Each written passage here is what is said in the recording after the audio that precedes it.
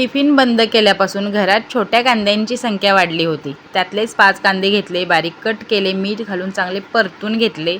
थंड झाल्यानंतर मिक्सरच्या भांड्यात घालून छान वाटून घेतले. त्याच तव्यामध्ये थोडंसं तेल घातलं आणि कांद्याची पेस्ट पुन्हा एकदा परतून घेतली. फ्रीजमध्ये विस्मरणात जात आलेली पालक दिसली. तिला म्हटलं उद्या कारणी लावावंच लागते. मग बॉईल केली, छान थंड करून मिक्सरच्या भांड्यात घालून वाटून घेतली. ब्राउनिश कांद्यामध्ये हिरवगार पालकचं वाटण घातलं, मीठ घालून चांगलं परतून घेतलं. नंतर जगभरातले मसाले घातले आणि छान पुन्हा एकदा परतून घेतलं.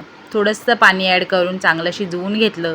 पालक एकदम व्यवस्थित शिजलं की त्याचा घमघमाट सुटतो. तेव्हा याच्यामध्ये पनीर ॲड करायचं आहे. मी तर 1/4 किलो पनीर ॲड केलं आहे. पनीर फ्राय करून घातलंसा तरी चालतंय. नंतर वरून कसुरी मेथी घालायची, सगळ्यात छोटी बटर घालायचं, चांगलं मिक्स करायचं. आपलं पालक पनीर तयार आहे.